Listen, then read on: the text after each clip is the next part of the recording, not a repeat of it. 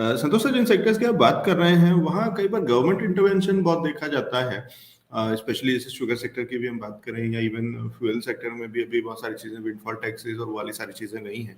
और आमतौर पे इधर पीछे का तो कम से कम हाल फिलहाल का जो एक्सपीरियंस रहा है कि ये जितना भी इंटरवेंशन रहा है उससे फायदा कम और नुकसान ज्यादा हुआ है। कितना अग्री करते हैं सर इस नोशन से?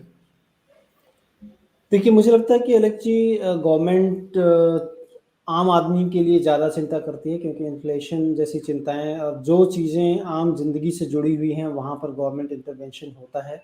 और हमने इस मर्तबा देखा है कि चूँकि पूरी दुनिया में अगर आप देखेंगे तो सारे लोग इन्फ्लेशन से परेशान हैं, और हमारे यहाँ भी जिस तरह से विंडफॉल टैक्सेस लगाए गए ऑयल मतलब क्रूड ऑयल के ऊपर, और जो भी यहाँ से प्रोडक्शन होकर बाहर जाता है, स्टील कंपनियों के ऊपर लगाया गया, काफ़ी प्रोडक्ट्स में उनके जो है कस्टम ड्यूटी लेवी की गई। तो ये तमाम चीज़ें हैं जो कि शॉर्ट टर्म फिनोमेना है। गवर्नमेंट ऐसा नहीं चाहती कि हमारी इंडस्ट्री खत्म हो जाए, लेकिन हमारी डोमेस्टिक सप्लाई बराबर बनी रहे और हमारे लोगों को दिक्कतें कम हों। Industry for the time being थोड़ा हिट ज़रूर होता है इन चीज़ों से, लेकिन जैसे ही देखेंगे अगर आप चीज़ें जैसे ही ख़त्म हुई हैं या जैसे ही कूल ऑफ होते हैं एनर्जी के प्राइसेस, विंडफॉल टैक्सेस धीरे-धीरे जो है उठाए जा रहे हैं। तो शॉर्ट टर्म के लिए कह सकते हैं अलग जी कि ये चीज़ें दिख रही हैं, लेकिन लॉन्गर टर्म में मुझे लगता है कि अभी भी बहुत सारी चीज़ें हैं जहाँ पर कि इंडस्ट्री को गवर्नमेंट ने सपोर्ट किया है।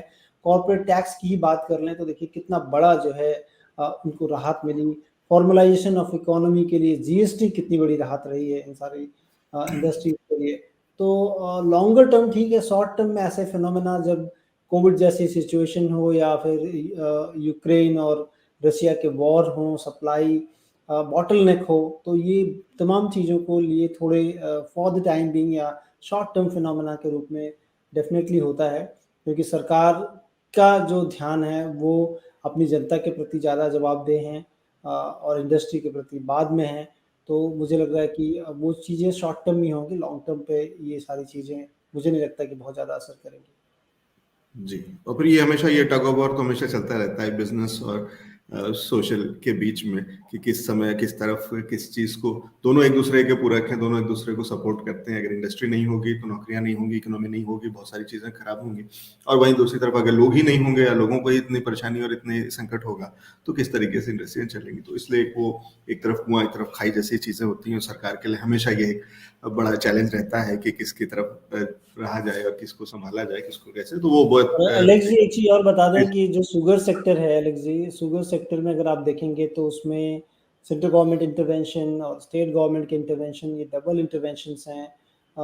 इंडिया में कंट्रोल रेट में चीनी बिक्री होती है, क्योंकि हर आम ज़िंदगी को छूती है ये चीज़ें। और उसके बाद जो कुछ एक्सपोर्ट जो है करते हैं वहाँ पर भी कंपनियों को, चूँकि डोमेस्टिक सप्लाई ठीक रहे उसके कारण उनको एक्सपोर्ट भी लिमिटेड जो है दिया जाता है। और बराबर सरकार इस चीज़ का निगाह रखती है कि सप्लाई ठीक से बनी रहे, दाम ज़्यादा ऊँचे नहीं हो। और इसलिए उन्होंने एथेनॉल एक बड़ी चीज़ लाई जो कि इनके कैश फ्लो को काफ़ी ज़्यादा स्ट्रॉन्ग करता है इस पूरे क्षेत्र में, कि एथेनॉल ब्लेंडिंग से बहुत सारी भरपाई इन्होंने कर दी। और रिसेंटली अगर आप देखेंगे यूएस में जिस तरह से चीनी के दाम बढ़े हैं तो एक्सपोर्ट रियलाइजेशन भी कंपनियों को अच्छा होगा। तो ये शुगर सेक्टर में थोड़ा-सा लग रहा है कि फिलिप दे रहा है यहाँ पर, और लगातार 2-3 दिनों से हम जो है इस सेक्टर में निचले स्तरों से काफ़ी अच्छी बाइंग देख रहे हैं। जी, ठीक है। और शुगर सेक्टर के अपने कॉम्प्लिकेशंस बहुत हैं। प्रोडक्शन साइड में जो रॉ मटेरियल आता है वो सीधा-सीधा वोट बैंक से जुड़ा हुआ एक एलिमेंट होता है, क्योंकि किसान होते हैं जो गन्ना किसान होते हैं तो वो रॉ मटेरियल वहां से निकलता है और वो उसके बेनिफिशियरी वो होते हैं जो गन्ने के जो पैसे मिलते हैं या उसका जो खरीद होती है।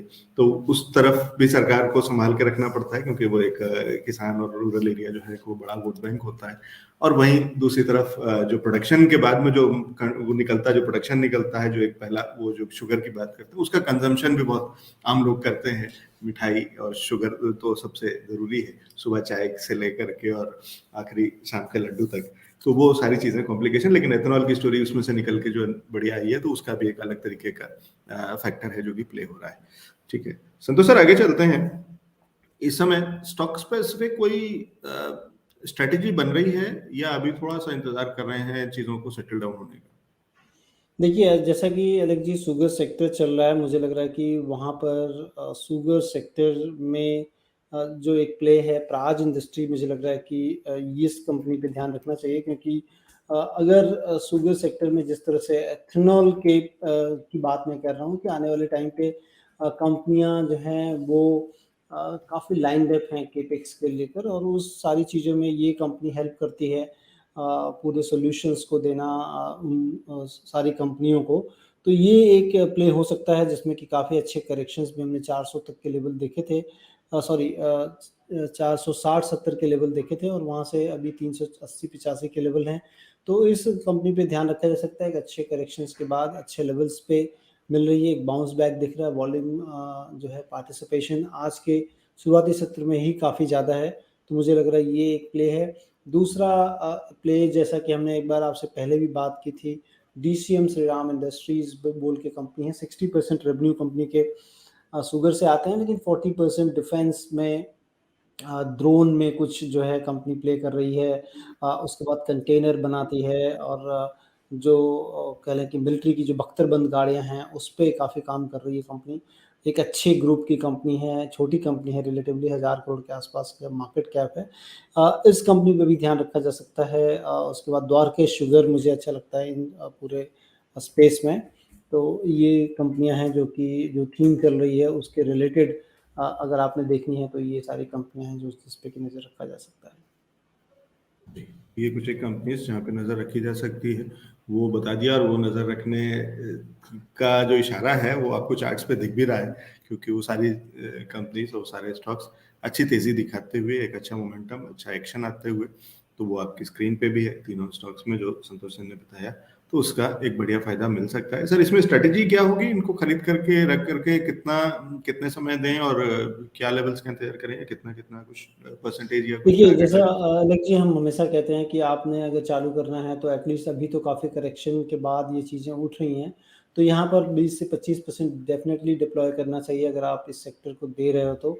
जितना आपने डिप्लॉय करना है उसका जो है 20 से 25% दो, और किसी भी घटे भाव में या कंसोलिडेशन के रेंज में अगर आता है, तो वहाँ पर आपको धीरे-धीरे एक्युमुलेट करनी चाहिए ये चीज़ें, क्योंकि लॉन्गर टर्म में लगता है कि भाव यहाँ से भी ऊपर जाएँगे, तो इस चीज़ को आप ध्यान रख सकते हो। दूसरी एक पहली भी हमने आपसे कुछ जो है ज़िक्र किया था, कैरिसल बोल के कंपनी है एक, वो उसको भी देखा जा सकता है, जो कि किचन क्वाल्स किचन बनाती है, किचन सिंक है, किचन के बहुत सारे आइटम्स बनाती है ये कंपनी, अच्छी है कंपनी। फॉरेन से काफ़ी अच्छे रेवेन्यू आते हैं, लेकिन थोड़ी रिसेशन की बातें जो चल रही थी उसके कारण स्टॉक में हमने गिरावट देखी है, लेकिन ये स्टॉक भी मुझे लगता है कि यहाँ से लेकर और निचले जो 50-60 रुपए और भी गिरे तो वहाँ पर और एक्यूमुलेट करना चाहिए। तो ये कंपनियाँ हैं जहाँ पर कि आपने रिलेटिवली धीरे-धीरे पोज़ीशन ज़रूर बनानी चाहिए। जी, ठीक है। तो ये कुछ एक कंपनीज़, कुछ एक स्टॉक्स जहाँ पे धीरे-धीरे थोड़ी-थोड़ी पोज़ीशन, क्या स्ट्रैटेजी, वो सारी चीज़ें बता दी हैं संतोष सर ने।